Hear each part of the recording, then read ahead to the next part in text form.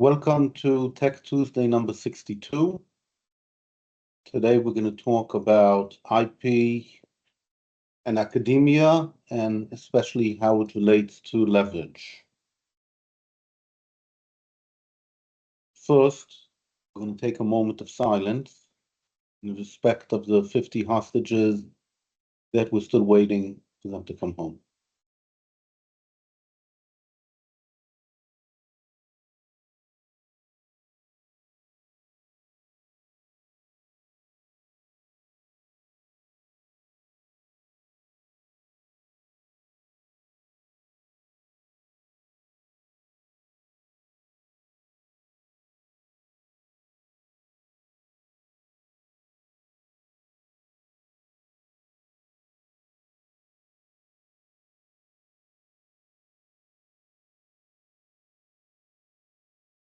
Okay, so academia is really a powerhouse of IP.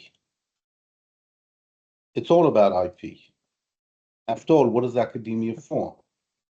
It stores knowledge, curates it, creates it, and transfers it. And in this context, when I say knowledge, also discoveries and insights and ideas, I'm considering to be intellectual property, and also social inventions, how to do things in society, and also data. Just some of these things are not so well covered by IP law. That doesn't mean that they're not IP. And of course, not all academia is research universities, and we can get to it later when we consider what it is that academia can do with IP. But academia as a whole is an IP powerhouse, and because of that, they often have what's called the TTO, Technology Transfer Office. And what a TTO does, very generally, is transfer technology out of academia into the industry, usually by way of licensing patents. And what we're going to talk about today is that academia can do much more with IP than just writing patents and licensing them. So why talk about academia at all as a subject? Well, besides the fact that academia itself is interesting and it's an important field and a lot of IP, industrially useful IP is created there, what I think is very interesting from a theoretical point of view is that academia doesn't use IP for protection or for blocking competitors. One of the problems with talking about IP strategy or the uses of IP is that people immediately talk about this IP protects my innovation and this IP is going to block my competitors. And I really want to talk about the other types of IP. And academia is a great case where it doesn't need protection and it doesn't need to block competitors, usually. And it allows us to talk about other ways of leveraging IP,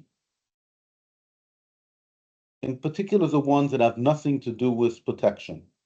Now, I do want to note that the type of leverage you usually see in academia is not as sophisticated as you have in industrial companies because they don't have competitors and so on. Another thing about academia, which is similar to some large companies or disorganized ones, is a gap between the goals of the company and specific IP items. So if we talk about aligning your IP strategy with the goals of the company, if the IP that you're doing is very different from the goals of the company, it's difficult to align. And we're going to talk about how academia does or doesn't do that. Another thing about academia, again, because there's less money involved, is you can see some very interesting issues of how do you give incentives and conflicts between different goals of different actors in an institution with respect to IP. And lastly, the types of IP, patents, know-how, trade secrets, and so on, are more tightly mixed in academia in a way that's less avoidable than in industry. At least I feel that way. So I talked about leverage. What does leverage mean when we want to leverage our IP? Simplifying, but we leverage a particular IP item in a situation where the situation includes at least one other actor. We leverage it on a particular leverage point so that the other actor helps us, the ones who are leveraging, achieve a desired goal. That's my working definition of what leverage is. So a particular IP item can be a patent or some lump of know-how. A situation could be, for example, negotiating a research agreement. Another actor could be a business which needs to do R&D. A particular leverage point is that, let's say, the academia has a unique ability to do X, whatever X is. Help us. Why do they help us? Because the company feels that if they don't use academia for it, they're going to fail. And the desired goal, for example, for academia, could be better than market terms. Okay, it's not a commodity because we have a unique ability to do something, and it's unique because we're using IP. Now, IP in academia has some very interesting special issues. First of all, we have some conflict. The researchers, they want to publish. That's what they do for a living. The IP people generally don't want to publish. More clearly, the bias towards publishing what you're doing and sharing it with other people is all over academia. In addition, some researchers are against the very idea of IP and legal or artificial scarcity. They believe information wants to be free. They get paid in order to give out information to other people. Patents, as a type of IP, require work, and often they don't have so much value when a researcher wants to get tenure. So if the researcher has to either write an article for Nature or write a patent application, they're probably going to prefer writing the article for Nature.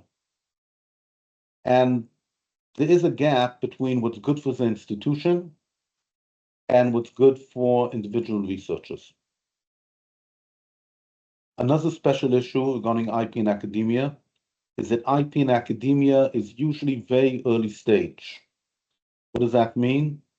Any IP you create is usually blind to competitors, and it's nearly always blind to particular business needs. And therefore, when academia tries to make a valuation of what's the value of the IP and make decisions, it's often based on generalities.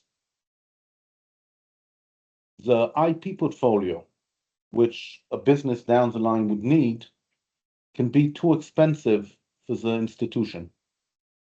Or could be the opposite. The institution believes in it and they make an IP portfolio which is too expensive for a licensee.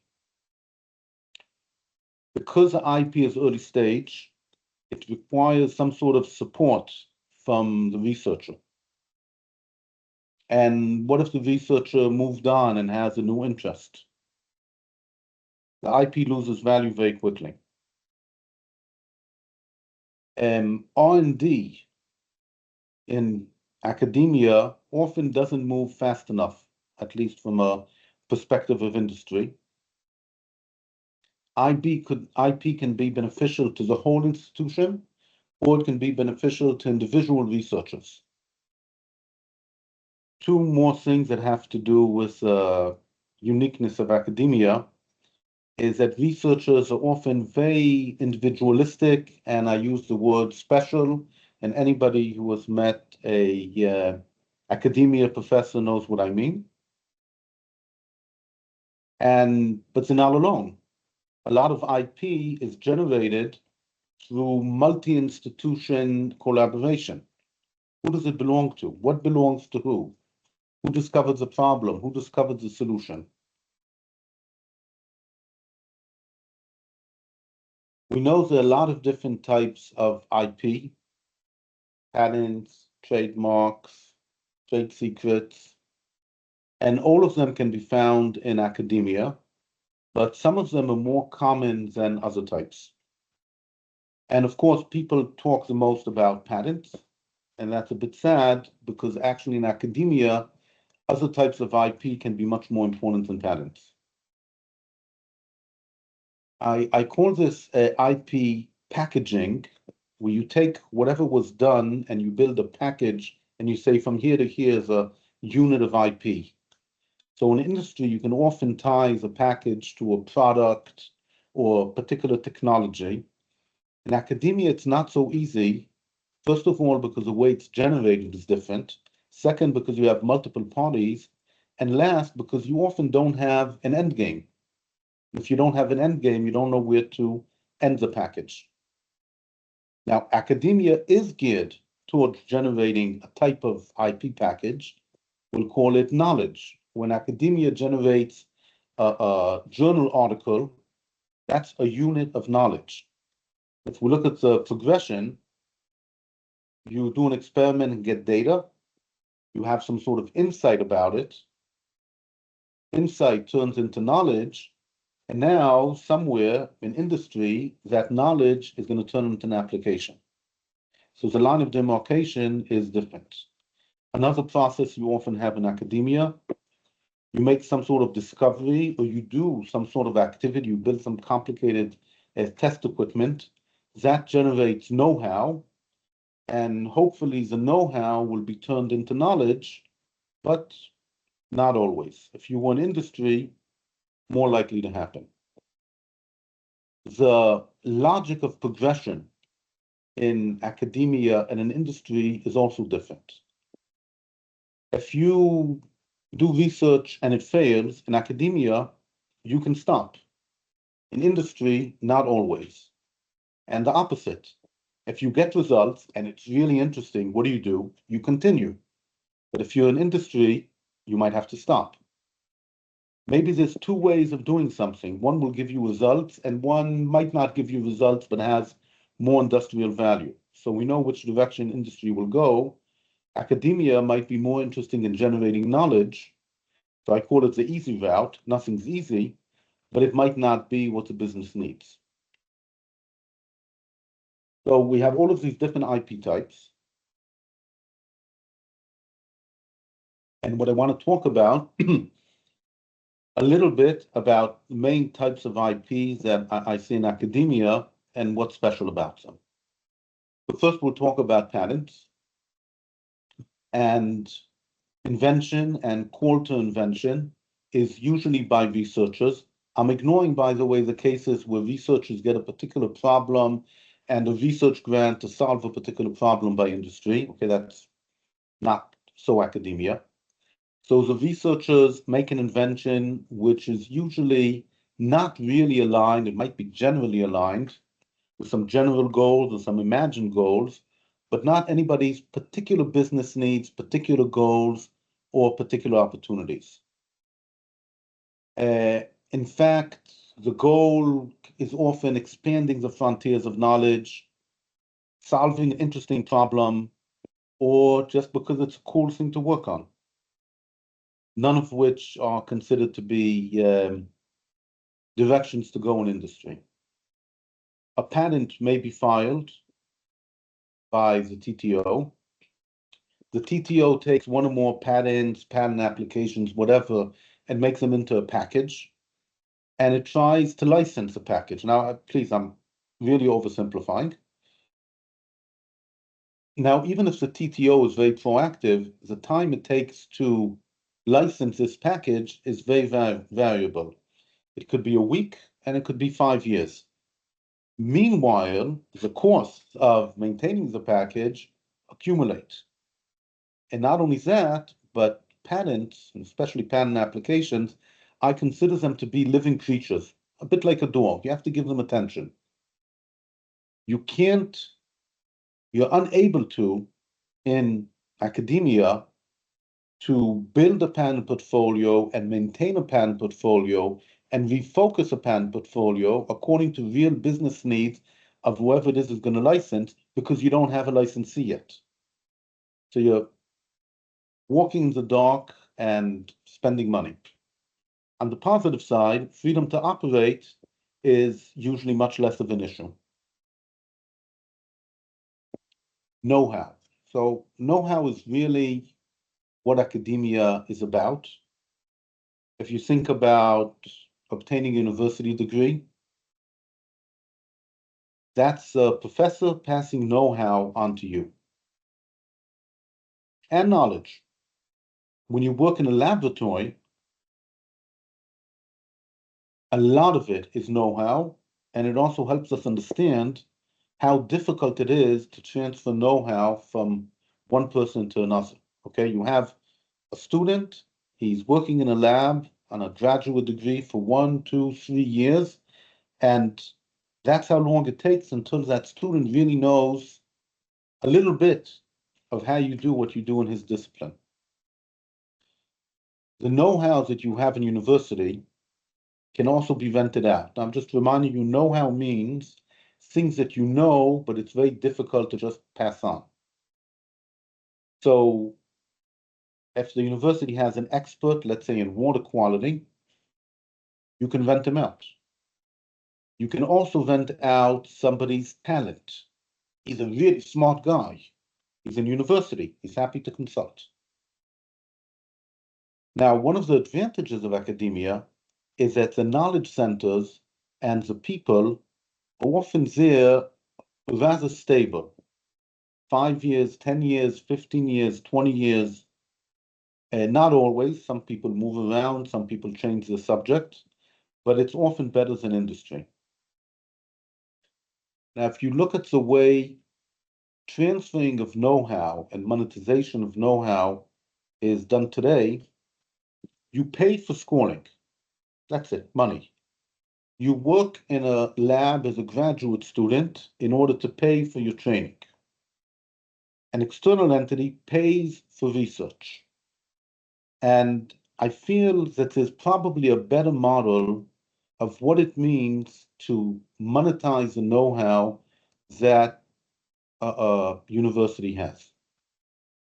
And maybe in a positive way, Gen AI is going to force the issue because there's knowledge and there's know-how.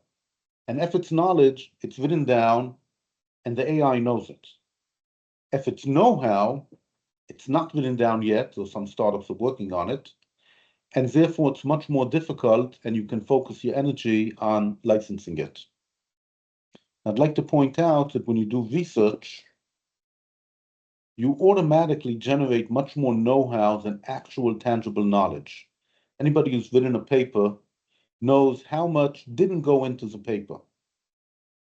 Maybe lack of room, maybe format expectations, maybe you just don't know. It's know-how, but you can't put it into words. And this know-how is lying around and waiting to be used. Trade secrets. So there shouldn't be, because we just said that academia is all about publishing. But we know it can't be true. Just look at the reproducibility crisis, and some of it at least is because people are not describing all of the details that they've been doing in the experiments. But it's more than that. Negative results, very powerful type of trade secret, are often generated, but usually don't publish.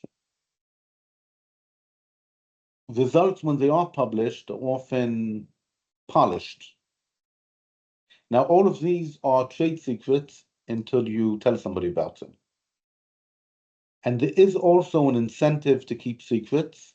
If you have a laboratory and you have a unique ability or unique field of research, you might not want competition.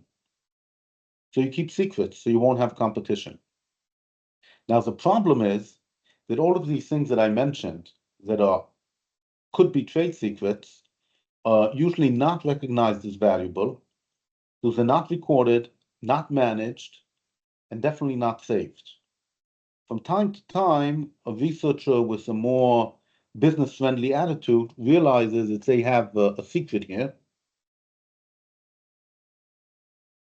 and they try to protect it. But it's usually not an organized effort.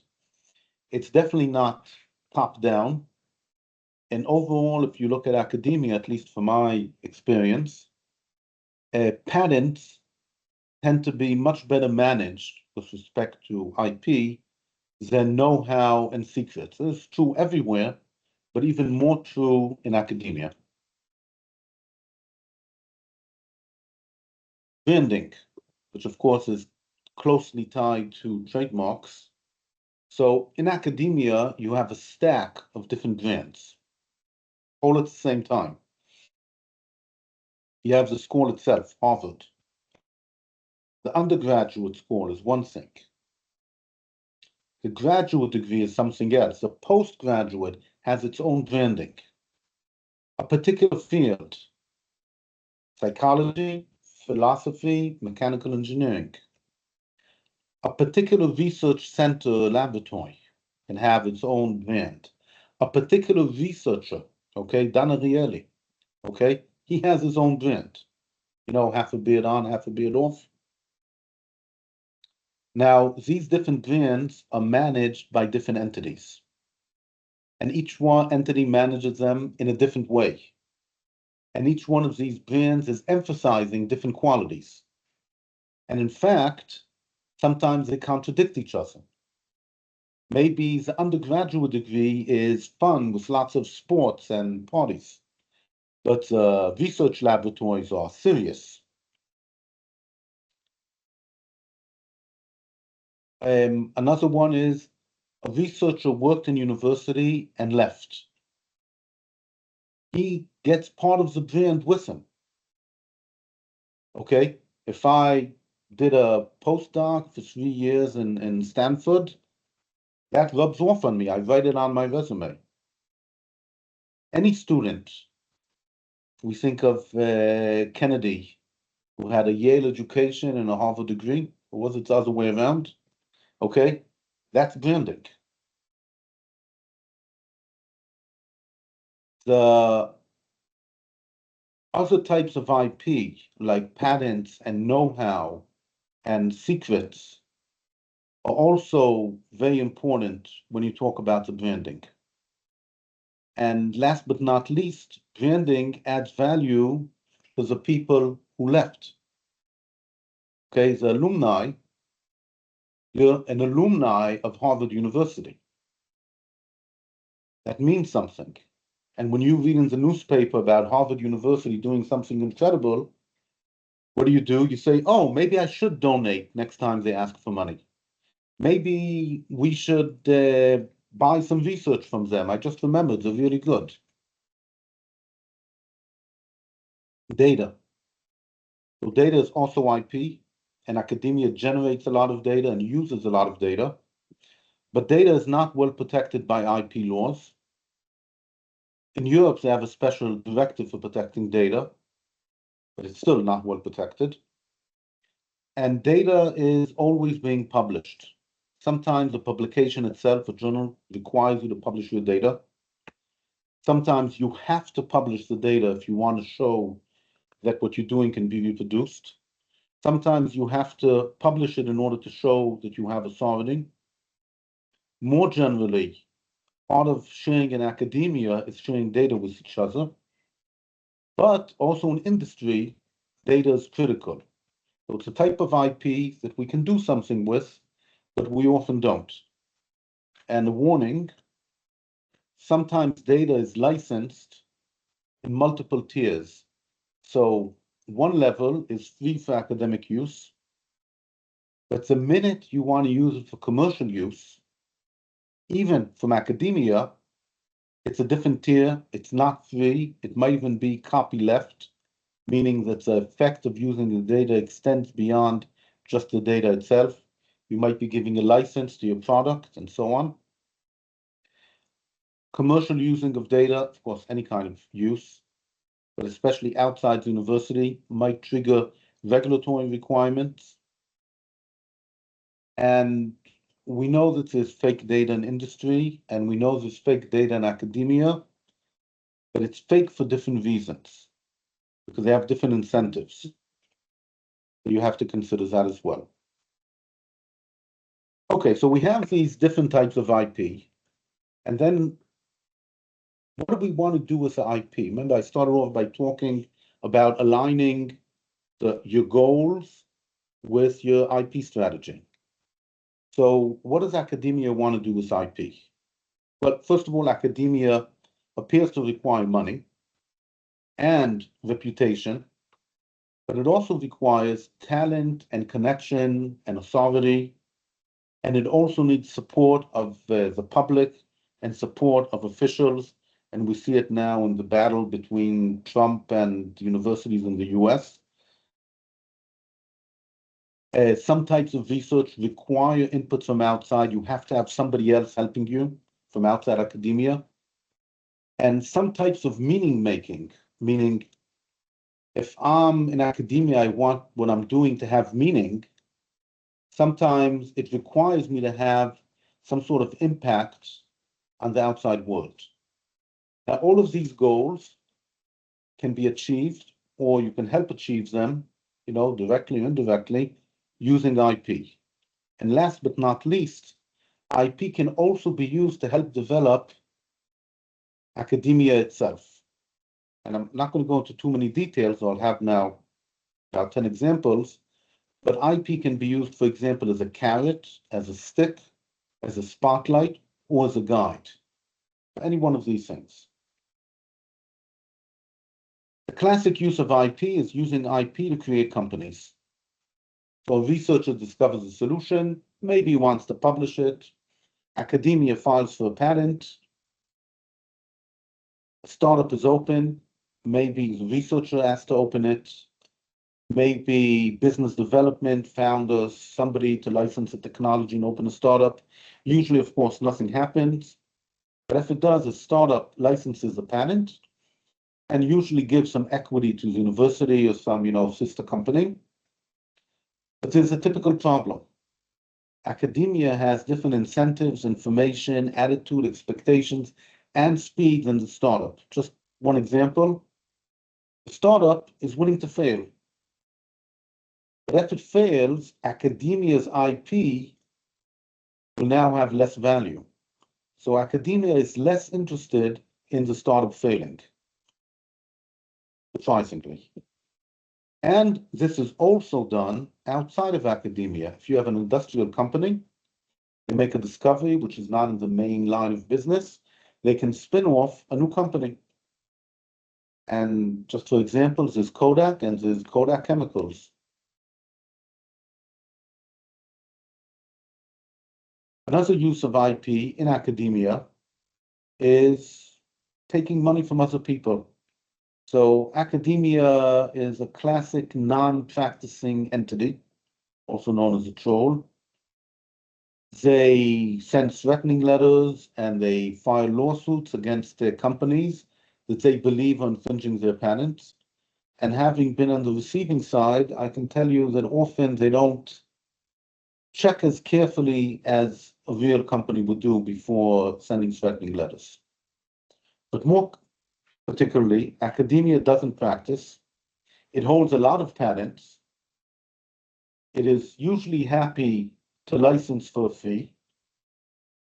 And like a lot of NPEs, if academia is going this route, it usually cannot offer you useful technology. Okay, they have a patent because some researcher did something 5, 6, 7, 8 years ago, but there's no technology, but you're infringing the patent. Some of them, in fact, actually have a practice of trolling, and people who have been involved know which academias I'm talking about. But unlike other people who you're infringing, they will not offer you often an exclusive license. Okay, an exclusive license means that at least you get the patent. You can use it against the competition. So there is some pushback against this behavior because academia is often supported one way or another by public money, but we'll see.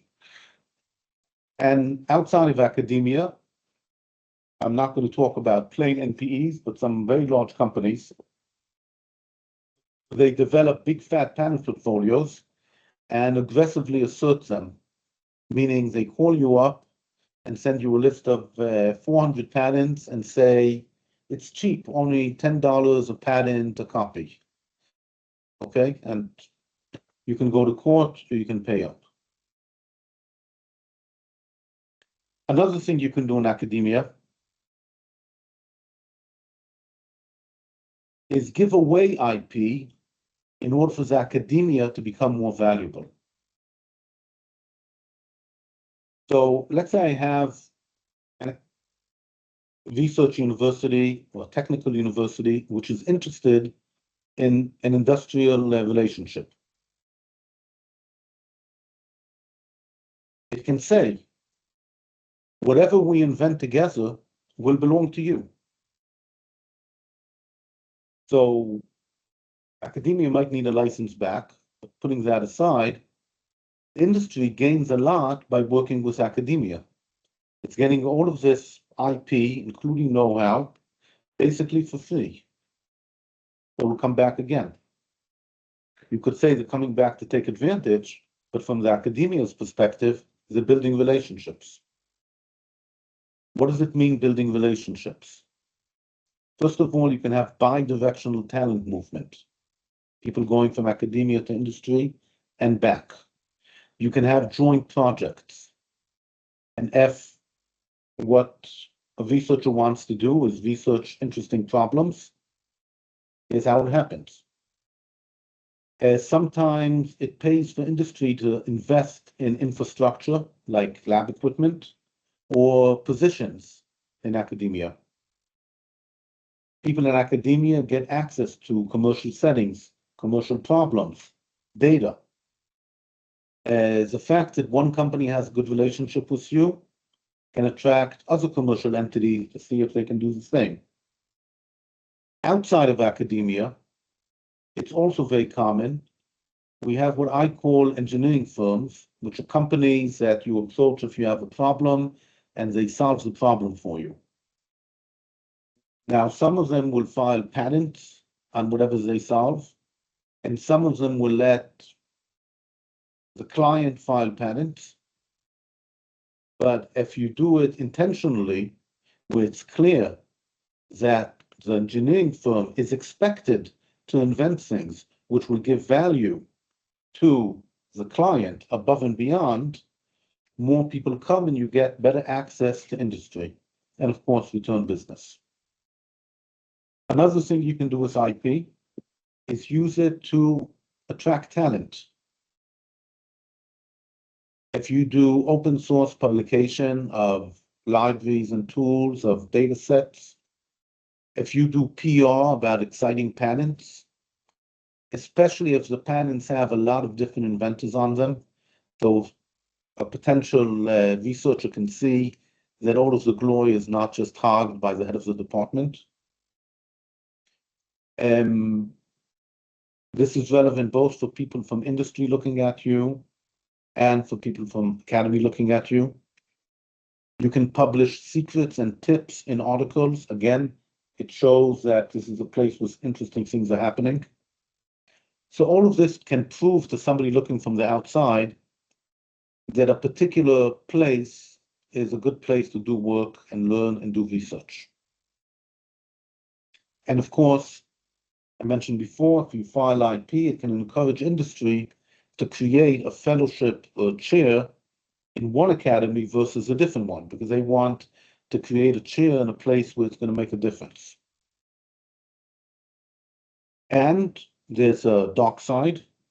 If you use IP methods in order to stay unique, then researchers that want to do that unique research are going to come to you. They can't go anywhere else. And here's an example from outside academy, DeepSeek. They reported that they're being transparent and doing a lot of publication in order to attract talent to China in general and to work for them in particular. They want to show that DeepSeek is at the leading edge of developing AI, and that's why you should want to work there. Related is using IP to gain authority. So if you file a patent that advertises to people who tend to read patents, like people in industry, that you have technical abilities.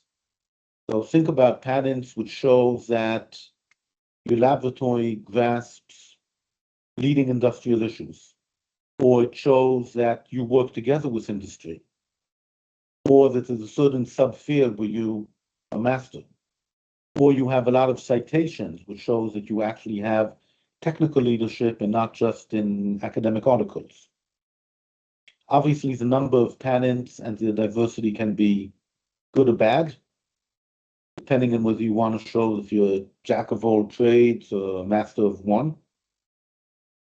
And if you write good claims, you can get two benefits. One, you show that you really master what is important. And two, good claims are attractive independently. People will say, we want that claim. Outside of academia, people often use patents in order to assess whether a particular company that they want to use, invest in, or hire somebody have technical authority or not. It's a so-so signal, but people use it. Another thing I mentioned before about industry-academia relationship, that there's a particular type of relationship. For example, a magnet consortium where you have multiple industries and perhaps multiple academia working together. Money, so-so, but you get grants, you get recognition, you get access, you get investment, you get interesting research, you get growth options for the researchers. In a situation like this, academia offers both IP and talent.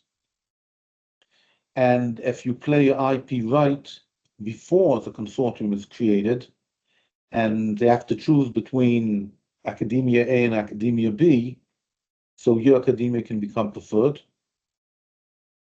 You can use IP to build a recognized center of excellence, and sometimes use open source to do that. But the bottom line is people read your publications, they see your IP, and they say, oh, they are the experts. And this type of IP can form the core of this group. And if you continue controlling the IP, even to a small extent, it can make it less likely for your collaborators to leave you. Outside of academia, Linux is an example of using both IP and open source in order to create a working consortium. It's not, what it's called, but it's what it is, because you have multiple places, both in industry and in academy, all working together with the help of some very big fat players to create this operating system. IP can also be used to generate revenue. If you have a university that likes working as a contractor, hiring out laboratories, individual researchers sometimes like being consultants. If you have IP, it shows that you're available for that. It shows that you have relevance, type of marketing. The fact that you have published IP makes it easier to vet you. And IP can also help you set higher fees. When I was looking to do a doctorate in chemistry many years ago, a professor said that he wants me. Why does he want me? Because he files patents. I looked at his patents and said, this is garbage. He said, I know it's garbage, but when I do consulting work with a patent, they pay me twice as much as without. Okay, so the point is that there are a lot of different ways of using IP to generate revenue, which are not, I'll give you a patent and you'll give me money.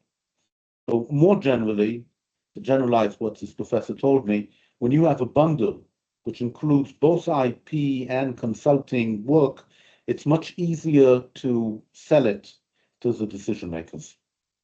And of course, if it wasn't clear until now, you must think about and agree ahead of time regarding IP ownership. I've already made it clear, depends who you want to own it, but you have to make sure it's clear.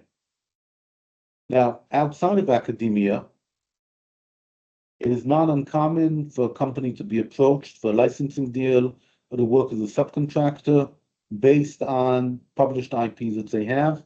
Even if the IP, you wouldn't be infringing it, the fact that they have good IP in that field is proof that they know what they're doing and the deal goes more smoothly and you get paid more. You can also use IP to incentivize the researchers. Now, I'm not going to say if it's good or bad, okay? But if there's IP, meaning they filed before they published, we're getting somewhere. If you license the IP, it generates money, contracts, and startup equity for the researchers.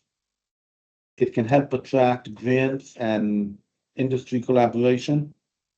It's a PR opportunity for the researcher. You know, an article in the newspaper, in a technical journal. The Academy could consider IP more favorably in tenure committees. Some tenure committees don't give IP so much weight, but they could. And you need to be careful that academic politics don't starve out the weaker researchers, that they do all the work, but all of the incentives get to the bosses. Outside of academy, this is super common. Workers get recognition, they get a little bit of money. So IP can be used for self-funding. If I have a lab, I can either get money from grants, which maybe will come, maybe they won't come, or I can get it from the general fund, which nobody wants to give me, or maybe I have IP, which I can license, which will provide funds. And maybe the IP will turn into a spin-off, and that spin-off will do all of the work in my lab and university and buy my equipment. Thing to remember that income from licensing is often delayed compared to the date when you actually created the IP. So there's different ways to deal with it.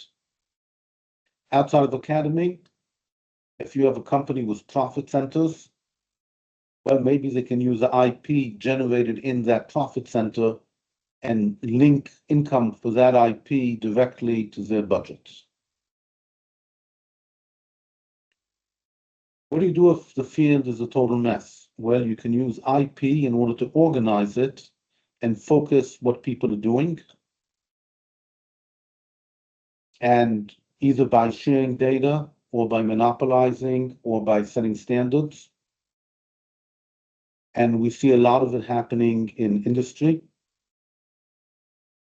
And in fact, if you collaborate with industry, that can often be a signal to some type of researchers that this field is interesting and the regularizing effects, standardization done by industry can spill over into academy and makes the field more organized.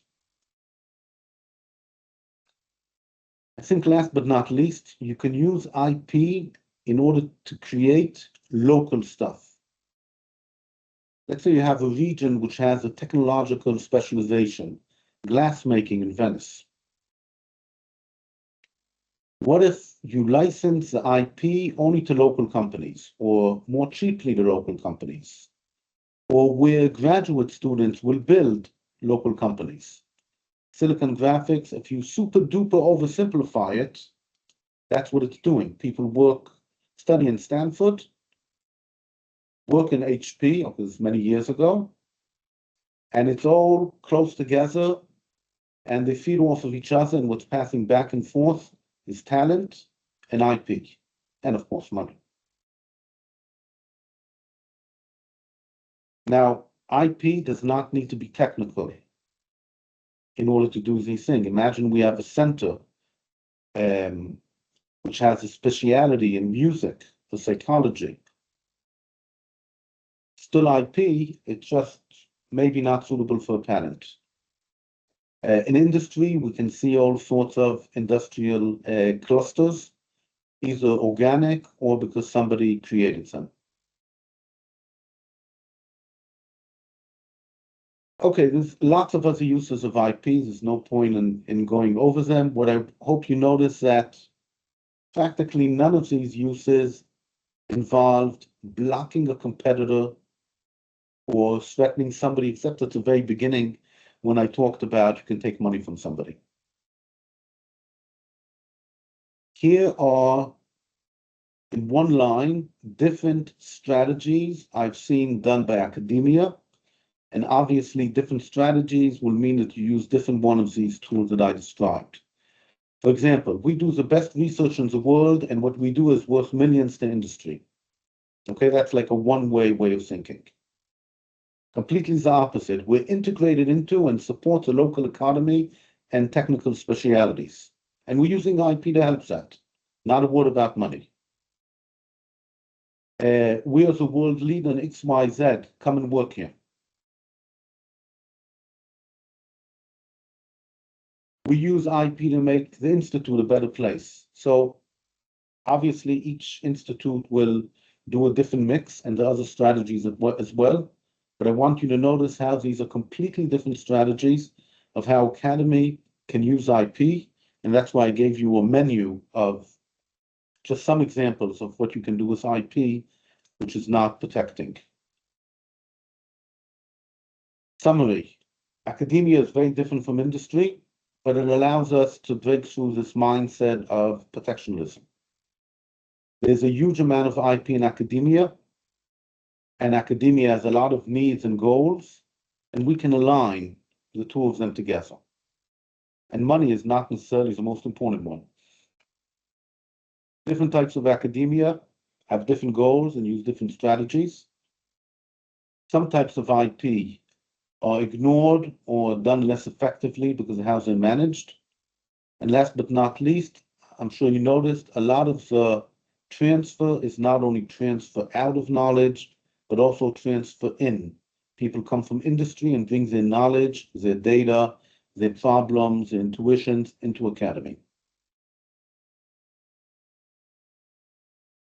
Here's an example story. It's very close to a real story. I just made some changes, which you can imagine.